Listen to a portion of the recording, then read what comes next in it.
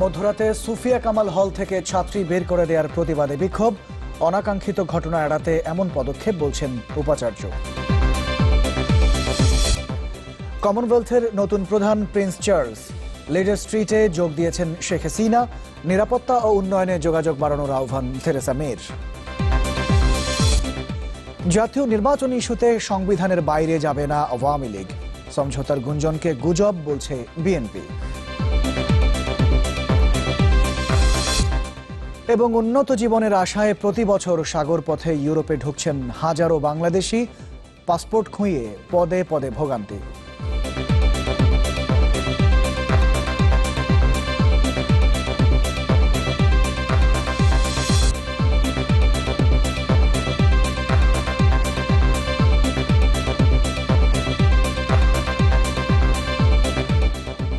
শুভেচ্ছা, আমন্ত্রণ চ্যানেল 24 এর রাত 10টার খবরে। শুনছিলেন সিলন্টি শিরোনাম। আপনাদের সাথে থাকবো আমরা দুজন, আমি মোহাম্মদ ইমতিয়াজ এবং আমি ইসরাত আমিন। বিজলি কেবলের সঠিক মানে কেবল ব্যবহার করুন যুগের পর যুগ বিজলি কেবল। চা খাওয়ার পরে আপনি যে ব্যাগটি ফেলে দেন সেটি এখন শিল্পীর ক্যানভাস, যেখানে ফুটিয়ে তোলা হয় আবহমান বাংলার রূপ, মহান মুক্তিযুদ্ধের ইতিহাস সহ নানা কিছু।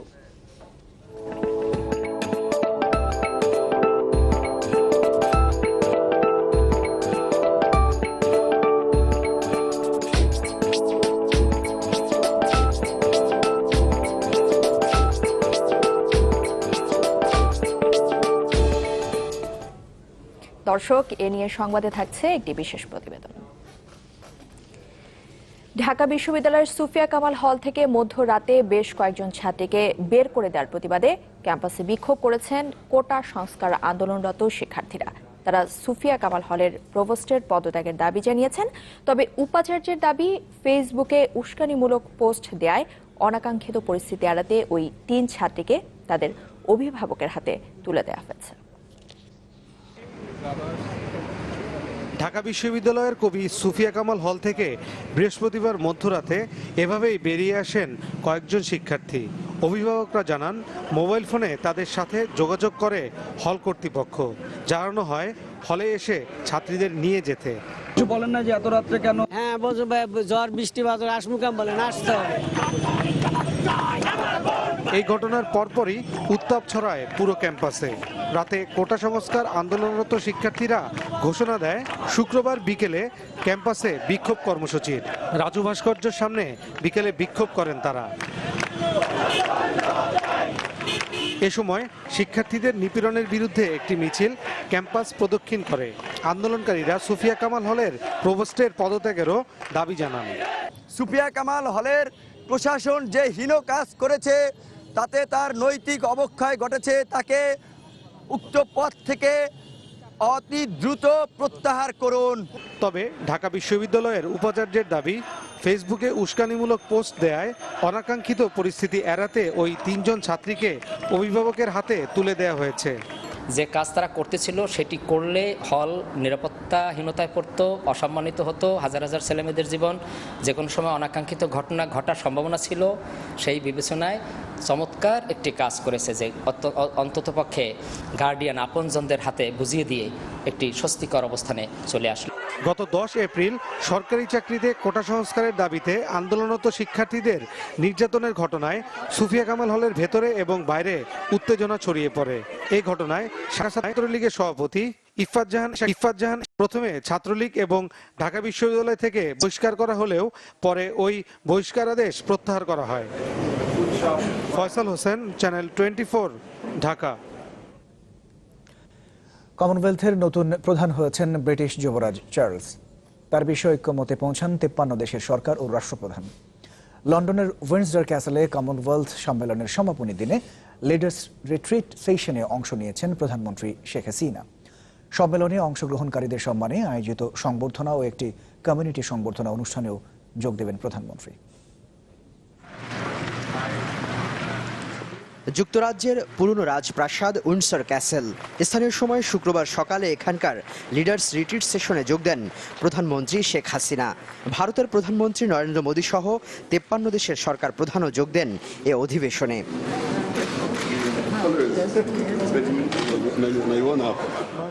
আন্তর্জাতিক বাণিজ্য, নিরাপত্তা ও সাইবার হামলা মোকাবেলা ইস্যুতে আলোচনা করেন বিশ্ব নেতারা। শেষ দিনের আলোচনায় সমুদ্র রক্ষায় কমনওয়েলথের ব্লু চার্টার মেনে চলার উপর জোর দেয় সদস্য দেশগুলো। নিরাপত্তা ও উন্নয়নের জন্য সদস্য দেশগুলোর মধ্যে পারস্পরিক যোগাযোগ বাড়ানোর গুরুত্ব আরোপ করেন ব্রিটিশ প্রধানমন্ত্রী। বর্তমান সময়ে বৈশ্বিক নিরাপত্তা উন্নয়নকে জোরালো করতে সব জাতিরাষ্ট্রের মধ্যে সহযোগিতার বিকল্প নেই। যদিও কিছু দেশ নিয়ম ভঙ্গ করছে, তাই আন্তর্জাতিক সহযোগিতার ভিত্তিতে নিয়মতান্ত্রিক পরিবেশ তৈরিতে কমনওয়েলথ কিভাবে ভূমিকা রাখতে পারে সেটি বিবেচ্য। এজন্য আমাদের কিছু সুনির্দিষ্ট বিষয়ে সিদ্ধান্ত গ্রহণ করতে হবে। শুক্রবারের অধিবেশনে কমনওয়েলথের নতুন প্রধান হিসেবে ব্রিটিশ যুবরাজ চার্লসের বিষয়ে ঐক্যমতে পৌঁছান 53 দেশের নেতা। শনিবার ব্রিটিশ রানী দ্বিতীয় এলিজাবেথের জন্মদিনের অনুষ্ঠানে যোগ দেবেন Sheikh Hasina. Shakil Mahmud, channel 24। HRRM 100% pure 60 grade rebar, যা অধিক তাপ ও ভূমিকম্প সহনীয় স্টিল। 6 মাস পর জাতীয় নির্বাচনের তফসিল, আর এই সময়ের মধ্যে নির্বাচনকালীন সরকার বিষয়ে সংবিধানের বাইরে যাওয়ার কোনো সুযোগ নেই। আর এমনটাই জানিয়েছেন আওয়ামী লীগের সাধারণ সম্পাদক ওবায়দুল কাদের। আর স্বাস্থ্যমন্ত্রী মোহাম্মদ নাসিম বলছেন, আওয়ামী লীগ চায় আগামী জাতীয় নির্বাচনে বিএনপি অংশ নিক। রাজধানীর ইঞ্জিনিয়ার্স ইনস্টিটিউটে আওয়ামী লীগ আয়োজিত সেমিনারে অংশ নিয়ে দলটির সাধারণ সম্পাদক ওবায়দুল কাদের বলেন, দেশে এমন কোনো অবস্থা নেই যাতে গণ আন্দোলনের জন্ম দিতে পারে বিএনপি। তাই এসব ভুলে আওয়ামী লীগের নেতাকর্মীদের নির্বাচনী প্রচারে মাঠে নামার নির্দেশ দেন। আমরা পরিষ্কার বলে দিচ্ছি, নির্বাচনের আর 5-6 মাস পরেই শিডিউল হবে। এখন আমাদের সামনে সংবিধানের বাইরে যাওয়ার কোনো সুযোগ নেই। তিনি বলেন, বিএনপি তাদের গঠনতন্ত্র থেকে 7 ধারা বাতিল করে দুর্নীতিবাজ ও উন্মাদদের নেতা হওয়ার সুযোগ দিয়েছে, কিন্তু আওয়ামী লীগে অপরাধীদের দায়মুক্তি দেওয়ার সংস্কৃতি নেই। ছাত্রলীগ কিছু বিব্রতকর ঘটনা ঘটিয়েছে স্বীকার করে তিনি জানান, আগামী কাউন্সিলে এই ছাত্র সংগঠনকে নতুন করে সাজানো হবে। কোন অপরাধের শাস্তি হয় না আমাকে বলুন, প্রমাণ করুন। কত কর্মী আমাদের আজকে কারাগারে। আজকে আমরা অপরাধ করে কেউ পার পেয়ে যায়, এটা এই কালচার আওয়ামী লীগই নেই। আর ধানমন্ডির দলীয় কার্যালয়ে 14 দলের সভা শেষে স্বাস্থ্যমন্ত্রী মোহাম্মদ নাসিম বলেন, খুলনা ও গাজীপুর সিটি নির্বাচনে একসাথে লড়বে 14 দল। এই নির্বাচনের মতো আগামী জাতীয় নির্বাচনেও বিএনপির অংশগ্রহণ চায় আওয়ামী লীগ। বিএনপির নেত্রী আইন আদালতের মাধ্যমেই কারাগারে গেছেন এবং আমি বিশ্বাস করি আইন আদালত মাধ্যমে বের হয়ে আসবে। এর সঙ্গে নির্বাচন কোনো সম্পর্ক নেই। আর নির্বাচন করা তো এটা জনগণের যেমন অধিকার, রাজনৈতিক দলগুলোর অধিকার। তারা নির্বাচন করবে কি করবে তাদের নিজস্ব এখতিয়ার এটা। কিন্তু আমরা আশা করি বিএনপি সমস্ত রাজনৈতিক দল নির্বাচনে অংশগ্রহণ করুক, জনগণের রায় তারা গ্রহণ করুক। আওয়ামী লীগ নেতাদের দাবি, উন্নয়নের ধারাবাহিকতা বজায় রাখতে শেখ হাসিনা সরকারের কোনো বিকল্প নেই। GM Mustafizul Alam, channel 24, Dhaka. BNP নেতারা বলছেন, আওয়ামী লীগের নির্দেশে নির্বাচন কমিশনে জরুরি সভা করে সিটি নির্বাচনে এমপি মন্ত্রীদের প্রচারণার সুযোগ করে দেয়া হবে ন্যাক্কারজনক। জাতীয় প্রেস ক্লাবে আলাদা অনুষ্ঠানে এসব কথা বলেছেন বিএনপি নেতারা। ইসির প্রতি আহ্বান জানিয়েছেন জনমনে আস্থা ফিরিয়ে আনতে 2 সিটি নির্বাচনে সেনা মোতায়েনের। নির্বাচন কমিশন চিন্তা ভাবনা করছে যে সংসদ সদস্যদেরকে, মন্ত্রীদেরকে সেখানে প্রচারণা করতে তারা সুযোগ দিতে পারে। এটা সুস্পষ্টভাবে সংবিধানের লঙ্ঘন হবে। বাংলাদেশে নির্বাচন বলে কিছু হবে, সেটা বাংলাদেশের মানুষ এখন আর বিশ্বাস করতে চায় না। নির্বাচন ব্যবস্থার উপর সমস্ত আস্থা হারিয়ে ফেলেছে। বিএনপিকে নির্বাচনে আনতে সরকারের কাছ থেকে বিভিন্ন প্রস্তাব দেওয়ার গুঞ্জনকে গুজব বলছেন দলটির নেতারা। তারা বলছেন, এগুলো কিছুটা গণমাধ্যমের সৃষ্টি এবং ষড়যন্ত্রের অংশ। তাদের মত হলো, আড়ালে কোনো সমঝোতা নয়, যা হবে প্রকাশ্যেই হবে। আলোচনার মাধ্যমে সমঝোতার জন্য বিএনপি তৈরি বলেও জানিয়েছেন নেতারা। সহকর্মী মহসিনুর রহমান বাদলের একটি রিপোর্ট। জিয়া অরফানেজ ট্রাস্ট মামলায় 5 বছরের সশ্রম কারাদণ্ড মাথায় নিয়ে কারাগারে খালেদা জিয়া। এ অবস্থায় আগামী নির্বাচনে তার অংশ নেওয়া অনেকটাই অনিশ্চিত। তাকে ছাড়া বিএনপি নির্বাচনে যাবে কিনা তা নিয়ে রয়েছে নানা আলোচনা। তেমনি আলোচনায় সংসদের বাইরের অন্যতম বড় এই দলটি ছাড়া কতটা অর্থবহ হবে নির্বাচন তা নিয়েও। খোদ প্রধান নির্বাচন কমিশনারও মনে করেন সব দলের অংশগ্রহণ ছাড়া ভালো নির্বাচন সম্ভব নয়। যদিও বিএনপির দাবি খালেদা জিয়াকে কারাগারে রেখেই নির্বাচনের পরিকল্পনা করছে সরকার। আর এর বাইরে যেটা হবে তো সেটা তো নির্বাচন হবে না, সেটা তো ক্ষমতায় যাওয়ার একটি ব্লুপ্রিন্ট বাস্তবায়ন করা হবে। এরই মাঝে কারাগারে দলীয় প্রধানের সাথে দুদফা দেখা করেছেন দলটির শীর্ষ নেতারা। প্রথমবার স্থায়ী কমিটির নেতারা দেখা করলেও দ্বিতীয় দফায় সুযোগ পান শুধু দলের মহাসচিব। এরপরই সরকারের কোনো প্রস্তাব নিয়ে তাদের মধ্যে আলোচনা হয়েছে, দল ও দলের বাইরে শুরু হয় এমন কানাঘোষা। তবে একে গুজব বলে উড়িয়ে দিলেন বিএনপি মহাসচিব। আনফরচুনেটলি যে গসিপস, তারপরে আপনার গল্প, এগুলোকে আপনার খুব সামনে নিয়ে এসে সেগুলোতে কিছুটা আপনার ডিরেল করা হয়, বিভ্রান্ত করা হয়, কনফিউজ করা হয় মতকে, এটা সঠিক না। তো এই ধরনের প্রস্তাব কোথায় আনছেন, তার কার কাছে আনছেন? বিএনপি নেতাদের দাবি এ ধরনের গুজব ষড়যন্ত্রেরই অংশ।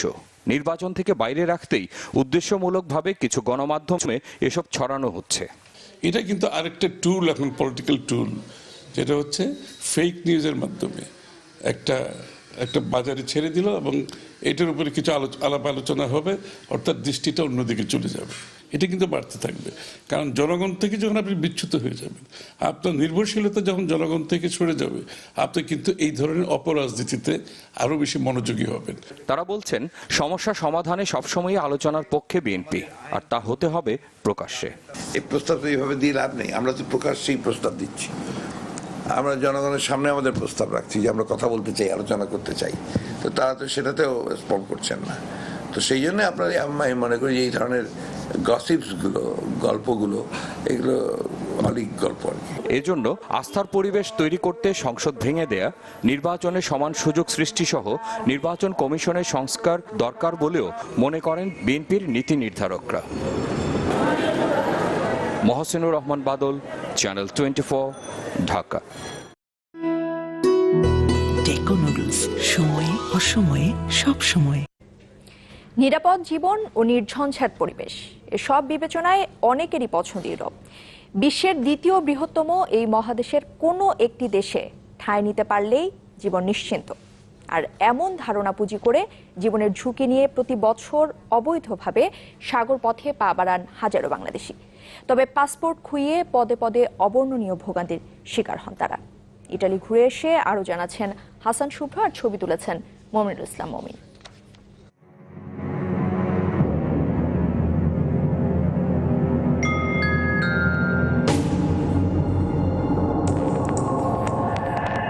উত্তাল সমুদ্রে টিকে থাকার এই সংগ্রাম উন্নত জীবনের বাসনায়। সীমান্তের কাঁটাতারের বাধা সেখানে আরও ক্ষীণ। স্বপ্নের ইউরোপে ঠাঁই নিতে প্রতিনিয়ত মৃত্যুকূপ পাড়ি দেন হাজারো শরণার্থী। মহাদেশ বিচারে এ তালিকার প্রথমেই রয়েছে এশিয়া ও আফ্রিকার মানুষ। তবে চমকে দেয়া খবর হলো, সাগরপথে ইউরোপ যাওয়ার তালিকায় প্রথম স্থান বাংলাদেশের। গেল বছর 10,000-এরও বেশি বাংলাদেশি বেছে নেন ঝুঁকিপূর্ণ এ নৌ রুট। ট্রানজিট হিসেবে ব্যবহার করেন লিবিয়াকে। সমুদ্র জয় কিংবা সীমান্তের বেড়াজাল ছিন্নের পর শুরু হয় শরণার্থীদের প্রবাস জীবন। 71-এ দেশ স্বাধীন হওয়ার পর থেকে অনেক বাংলাদেশি উন্নত জীবনের আশায় পাড়ি জমাতে শুরু করেন ইউরোপের বিভিন্ন দেশে, যার ছোঁয়া লাগে ইউরোপের স্বর্গরাজ্য বলে পরিচিত এই ইতালিতেও। বর্তমানে এখানে বাস করেন প্রায় 3 লাখ বাংলাদেশি। কিন্তু স্বপ্নের দেশে ঢুকলেই যে ঝামেলা শেষ, এমনটি ভাবারও কোনো কারণ নেই। কেননা দুর্গম যাত্রায় পাসপোর্ট খুঁয়ে অনেকেরই দিন কাটে ধরপাকড়ের শঙ্কায়।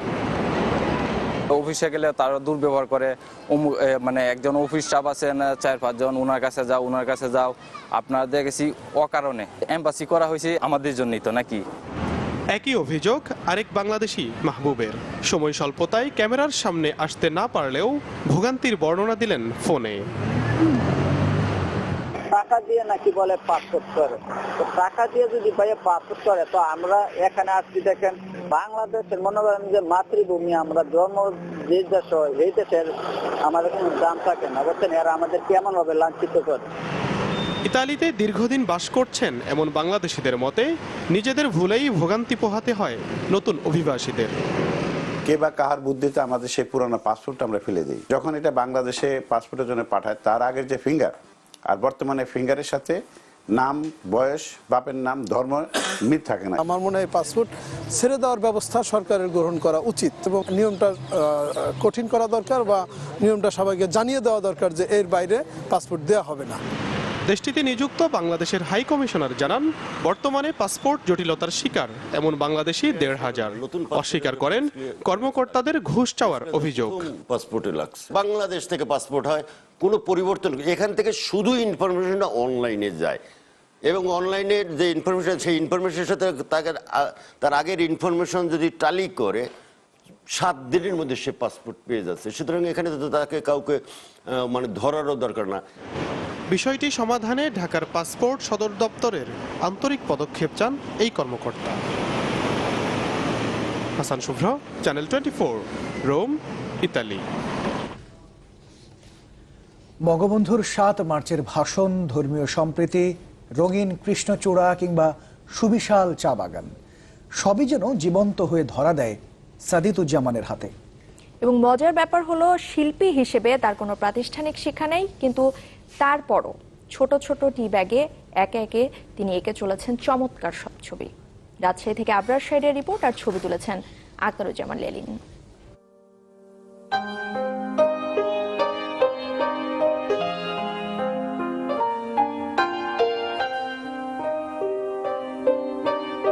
চা নিয়ে বিলাসিতা নতুন কিছু নয়, তবে রাজশাহীর সাদিতুজ্জামানের বিলাসিতার ধরন একেবারেই ভিন্ন। ফেলে দেয়া টিব্যাগই তার ছবি আঁকার ক্যানভাস। ফুটিয়ে তুলেছেন সবুজ বাংলা, হলুদ সরিষা ক্ষেত, রঙিন প্রজাপতি। ছোট্ট টিব্যাগের ক্যানভাসে মূর্ত অনেক বড় বড় বিষয়, বাদ যায়নি মুক্তিযুদ্ধের ইতিহাসও। ছেলেবেলা থেকেই ছবি আঁকায় ঝোঁক, যদিও পড়াশোনা মার্কেটিংয়ে, পেশায় ব্যবসায়ী, কিন্তু তারপরেও সেই শিল্পী মনের বিকাশে সাদিতুজ্জামান বেছে নেন এই অদ্ভুত উপায়। ছোট্ট টি ব্যাগে অ্যাক্রেলিক আর জল রঙে এঁকে চলেন ছবির পর ছবি। তিনি জানান, মার্কিন শিল্পী রুবি সিলভিয়ার রিসাইকেল ফর্মের কাজ দেখেই তার মধ্যে এই আইডিয়াটি আসে। এক একটা মানুষের প্রকাশের এক একটা মাধ্যম থাকে। আমি মনে করি যে আমি খুব একটা এক্সট্রোভার্ট না, আমি কিছুটা ইন্ট্রোভার্ট। আমি এর আগেও বিভিন্ন রিসাইকেল ক্যানভাসেও কাজ করেছি, অন্য মানে রেগুলার ক্যানভাস বাদ দিয়ে কাঠের উপর পেইন্ট করেছি, গ্লাস পেইন্ট করেছি। সাদিতুজ্জামানের এই ক্ষুদ্র ছবি দিয়েই তৈরি হয়েছে তুরস্কের একটি চা কোম্পানির ক্যাটালগের কাভার। তার ছবি স্থান পেয়েছে ফারাজ হোসেন কারেজ অ্যাওয়ার্ড অনুষ্ঠানের ব্যানারেও। তারা তাদের প্রোডাক্টের ক্যাটালগের একটা কাভার পেজ আমাকে বানানোর জন্য রিকোয়েস্ট করে যে আমি তাদেরকে বানিয়ে দিতে পারবো কিনা। তো আমি তাদেরকে চা বাগানের একটা ছবি টি ব্যাগের মধ্যে করে দিয়েছিলাম। ছেলের এমন কাজে বেশ অবাক হন মা, ভীষণ খুশি এবং গর্ববোধ করেন সন্তানের জন্য। আমি নিজে দেখে খুব অবাক হয়ে যাই যে এতটুকু একটা জিনিসের মধ্যে ও যেটা মানে তুলে ধরে, এটা আমার কাছে খুব অবাক লাগে। সাদিতুজ্জামান ২০১৪ সাল থেকে এই টি ব্যাগ শিল্পকর্ম শুরু করলেও আনুষ্ঠানিকভাবে তার ফেসবুক পেজ টি ব্যাগ স্টোরিজের যাত্রা শুরু হয় এর পরের বছর ২০১৫ সালে। আবরার শাইর, চ্যানেল 24, রাজশাহী। একটা বিরতি নিচ্ছে, ফিরে এসে থাকছে। আসছে বাজেটে বড় চ্যালেঞ্জ রোহিঙ্গা সংকট, মন্তব্য অর্থমন্ত্রীর। মিলতে পারে বিশ্ব ব্যাংকের $3.৫ বিলিয়ন সহায়তা।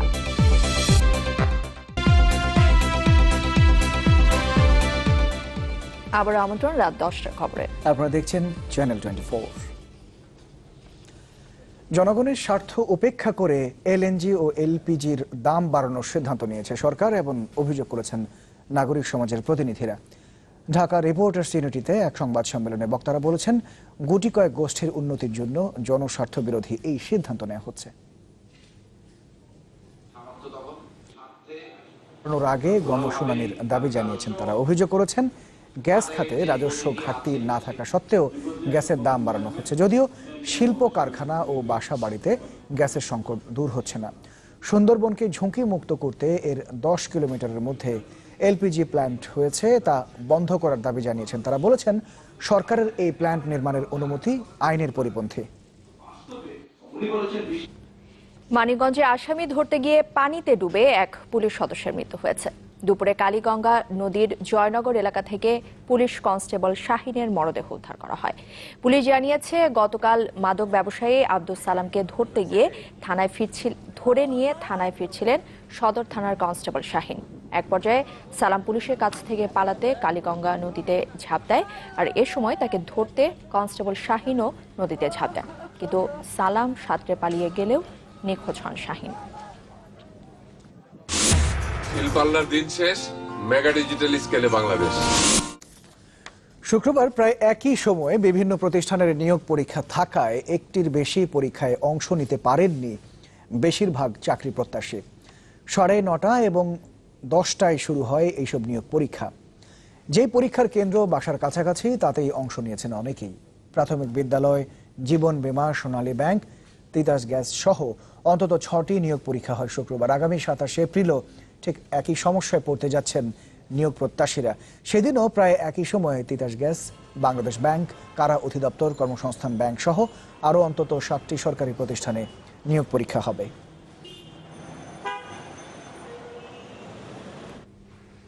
দর্শক, এবার আইপিডিসির সৌজন্যে বিশ্বব্যাংক IMF এর বসন্তকালীন বৈঠকের খবর।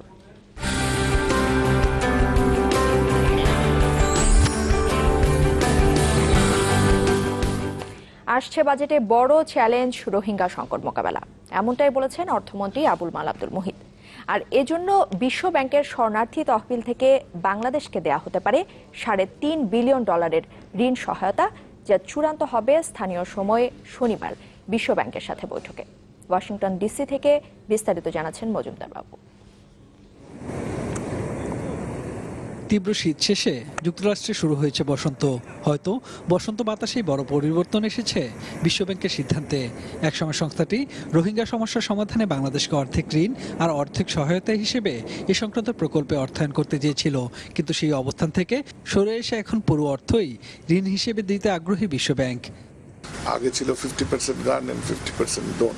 আমার prime minister had some reservation about 50% loan, but now they have made it all grant, 100% grant. এবারের স্প্রিং মিটিংসে অর্থমন্ত্রী প্রথম বৈঠকটি করেন বিশ্বব্যাংকের বাংলাদেশ প্রধানের সাথে, যেখানে আলোচনার পুরোটাই জুড়ে ছিল রোহিঙ্গা সমস্যা সমাধানের অর্থায়ন নিয়ে। এর কারণ হিসেবে অর্থমন্ত্রী বলেন, বাংলাদেশের আগামী বাজেটের জন্য সবচেয়ে বড় চ্যালেঞ্জ রোহিঙ্গা সমস্যার সমাধান। 17 lakh, it's a big burden for Bangladesh. এবং বাংলাদেশের সমস্ত development program will be upset unless we get foreign assistance for it. And therefore, this grant program with the World Bank is very important. Rohingya সমস্যাকে অর্থমন্ত্রী দেখছেন বাংলাদেশের উপর মিয়ানমারের আগ্রাসন হিসেবে। হঠাৎ করে এই সমস্যা তৈরি হওয়ায় তার সমাধানের কোনো কুলকিনারা খুঁজে পাচ্ছেন না অর্থমন্ত্রী। Rohingya crisis is a real attack on the economy of Bangladesh. Burma has launched a sort of dreadful attack on Bangladesh, and that's why I call it a rogue country. তবে এ বিষয়ে বিশ্বব্যাংকের সহায়তা পেতে প্রকল্প প্রণয়নের কাজ চলছে বলেও জানান অর্থমন্ত্রী। স্থানীয় সময় আগামী শনিবার সকল দাতা সংস্থার উপস্থিতিতে বিশ্বব্যাংকের সাথে বৈঠক করবেন অর্থমন্ত্রী। প্রাধান্য পাবে রোহিঙ্গা ইস্যু। অর্থমন্ত্রী বলছেন, বিষয়টা এই মুহূর্তে আমাদের জন্য সবচেয়ে গুরুত্বপূর্ণ, কারণ সামনে নির্বাচন ও বাজেট। মজুমদার বাবু, চ্যানেল 24, ওয়াশিংটন ডিসি। সময় হলো আরো একটি বিরতির। যখন ফিরছি তখন দেখবেন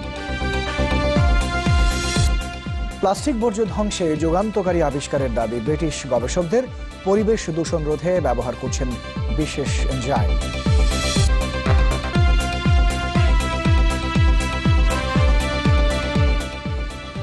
আমন্ত্রণ আরেকবার রাত 10টার খবরে। আপনারা দেখছেন চ্যানেল 24। দেশে সৎ রাজনৈতিক নেতার অভাব রয়েছে বলে মন্তব্য করেছেন বিকল্প ধারার সভাপতি ডক্টর AQM বদরুদ্দোজা চৌধুরী। বিকেলে রাজধানীর মহানগর নাট্যমঞ্চে আয়োজিত এক নাগরিক সংলাপে এই কথা বলেছেন তিনি বলেছেন, তরুণ প্রজন্মকে স্বপ্ন দেখাতে পারবে এমন নেতা এখন আর খুঁজে পাওয়া যায় না। দুর্নীতিবাজে দেশ ভরে গেছে বলেও মন্তব্য করেন বি চৌধুরী। অনুষ্ঠানে গণফোরামের সভাপতি ডক্টর কামাল হোসেন দেশের জনগণকে গণতন্ত্র ফিরে পাওয়ার লড়াইয়ে নামার আহ্বান জানিয়েছেন। তিনি বলেছেন, মুক্তির জন্য সবাইকে ঐক্যবদ্ধ হয়ে এগিয়ে আসতে হবে।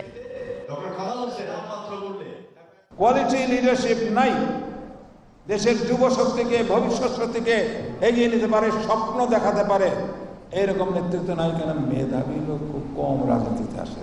জনগণকে উদ্দেশ্য করে বলছি যে আসুন আমাদের সবাই ঐক্যবদ্ধ হয়ে আমাদের ক্ষমতা, জনগণের ক্ষমতা, সবাই মিলে আমরা এটা পুনরুদ্ধার করি। নারায়ণগঞ্জে 120 ফুট উঁচু বিদ্যুতের টাওয়ারে একজন মানসিক রোগী উঠে পড়ার 7 ঘন্টা পর উদ্ধার করেছে ফায়ার সার্ভিস। আজকে দুপুরে সোনারগাঁওয়ের কাঁচপুরে বিদ্যুতের টাওয়ারে উঠে পড়ে সে। নামার অনুরোধে কাজ না হলে ফায়ার সার্ভিস এবং পুলিশে খবর দেয় স্থানীয়রা। ডেমরা ফায়ার সার্ভিসের স্টেশন অফিসার জানিয়েছেন, নিরাপত্তার জন্য বিদ্যুৎ সঞ্চালন বন্ধ করে দেওয়া হয়। সন্ধে 7টার কিছু পরে তাকে নামিয়ে আনতে সমর্থ হয় ফায়ার সার্ভিস। এই ঘটনা দেখতে বিকেল থেকে শত শত উৎসুক জনতা ভিড় জমায়।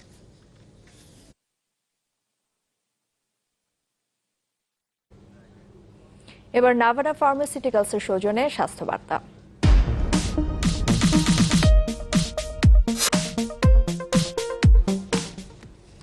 আধুনিক জীবনে প্লাস্টিকের আধিপত্য সবখানে। যদিও ফেলে দেয়া প্লাস্টিকের ব্যাগ বা বোতল জমে দূষিত হচ্ছে পরিবেশ, পচনশীল না হওয়ায় দীর্ঘ হচ্ছে সেই সমস্যা। তবে এবার প্লাস্টিক বর্জ্য ধ্বংসে যুগান্তকারী আবিষ্কারের দাবি করেছেন একদল ব্রিটিশ গবেষক। আরাফাত রাহেন জানাবেন বিস্তারিত।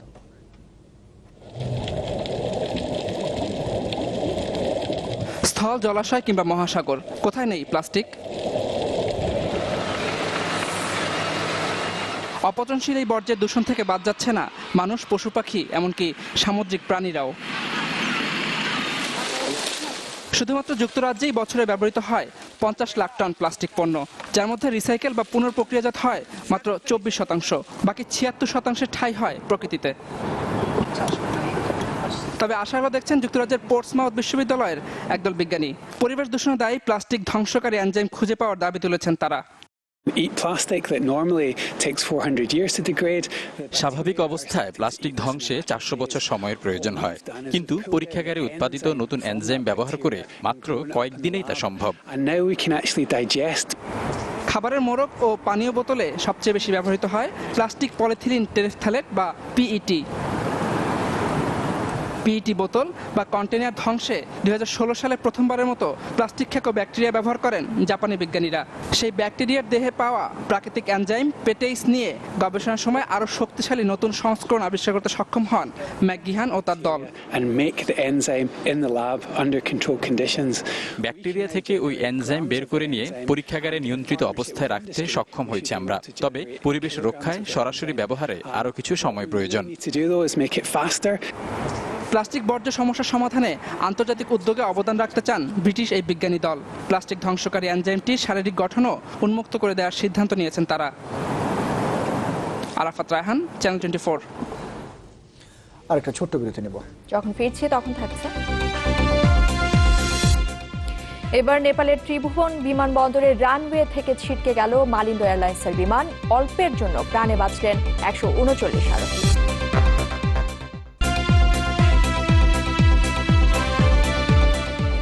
রাত 10টার খবরে আবার আমন্ত্রণ। আপনাদের আবার দেশের বাইরের খবর জানাবো। ভারতের প্রধান বিচারপতি দীপক মিশ্রের অপসারণ চেয়ে পার্লামেন্টের উচ্চকক্ষ রাজ্যসভায় একটি প্রস্তাব এনেছে বিরোধী রাজনৈতিক দলগুলো। 7টি রাজনৈতিক দলের 64 জন সদস্য দীপকের বিরুদ্ধে এই প্রস্তাব আনেন। তার বিরুদ্ধে অভিযোগ হলো বিচার বিভাগকে নির্বাহী বিভাগের প্রভাব থেকে রক্ষা করতে ব্যর্থ হয়েছেন তিনি। অসৎ আচরণের বেশ কয়েকটি অভিযোগ আনা হয়েছে। কোনো বিচারপতির বিরুদ্ধে ভারতের পার্লামেন্টে অভিশংসন প্রস্তাব আনার ঘটনা এটি প্রথম। গত জানুয়ারিতে সুপ্রিম কোর্টের 4 প্রবীণ আইনজীবী দীপক মিশ্রের বিরুদ্ধে স্বৈরাচারের অভিযোগ আনার পর তাকে নিয়ে আলোচনা শুরু হয়।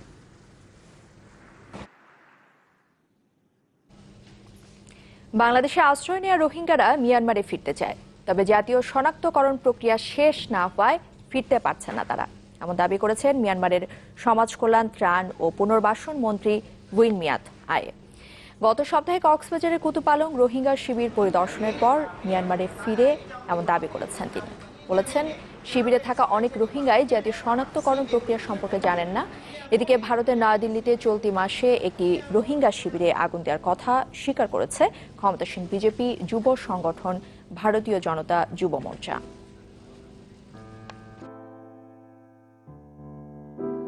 कल रात को 3 बजे দর্শক, নেপালের কাঠমান্ডুর ত্রিভুবন বিমানবন্দরের রানওয়ে থেকে এবার ছিটকে পড়ল মালয়েশিয়ার একটি যাত্রীবাহী বিমান। তবে অল্পের জন্য প্রাণে বেঁচে গেছেন 139 আরোহী। শুক্রবার ভোরে ত্রিভুবন বিমানবন্দরে উড্ডয়নকালে দুর্ঘটনার কবলে পড়ে মালিন্দো এয়ারলাইন্সের বোয়িং 737 বিমানটি। রানওয়ে থেকে 30 মিটার দূরে কাদার মধ্যে আটকে যায় বিমানটি, তবে এতে কারো কোনো ক্ষয়ক্ষতির খবর এখন পর্যন্ত পাওয়া যায়নি। 12 মার্চ কাঠমান্ডুর এই বিমানবন্দরেই অবতরণকালে 71 আরোহী নিয়ে বিধ্বস্ত হয় ইউএস বাংলা এয়ারলাইন্সের বিমান। এতে প্রাণ হারিয়েছেন 26 বাংলাদেশি সহ 50 জন আরোহী। এবার এক নজরে জানিয়ে দেব বিশ্বের আরো কিছু গুরুত্বপূর্ণ খবর। গাজা সীমান্তে ইসরায়েলি বাহিনীর গুলিতে প্রাণ গেছে অন্তত 3 ফিলিস্তিনির, আহত হয়েছেন আরো 450 জন। নিজ ভূমিতে ফেরার দাবিতে টানা 4 সপ্তাহের বিক্ষোভে প্রাণ গেল অন্তত 38 জনের, আহত প্রায় 4,500। ভারতীয় সিরিয়ালের কারণে সামাজিক অবক্ষয়ের শিকার হচ্ছে পরিবারগুলো, এই মন্তব্য করেছেন পশ্চিমবঙ্গের মুখ্যমন্ত্রী মমতা বন্দ্যোপাধ্যায়। শুক্রবার কেবল অপারেটরদের সাথে বৈঠকে এই কথা বলেছেন তিনি। মিয়ানমারে আটকের জন্য ফাঁদে ফেলতে রয়টার্সের 2 সাংবাদিকের হাতে পুলিশই গোপন নথি তুলে দিয়েছিল। ইয়াঙ্গুনের আদালতে এমন স্বীকারোক্তি দিয়েছেন পুলিশ ক্যাপ্টেন ময়ান নাইন। এর সাথে আমরা শেষ করবো রাত 10টার খবর। তার আগে সিলনটির শিরোনামগুলো জানিয়ে দিচ্ছি আরো একবার।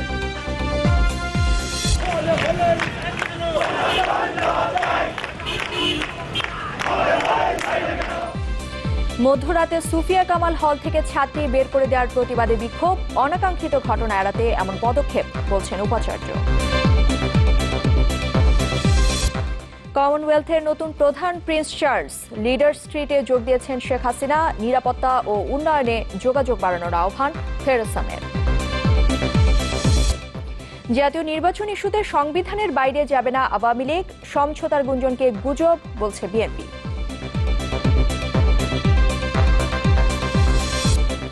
এবং উন্নত জীবনের আশায় প্রতি বছর সাগর পথে ইউরোপে ঢুকছেন হাজারো বাংলাদেশি, পাসপোর্ট খুইয়ে পদে পদে ভোগান্তি।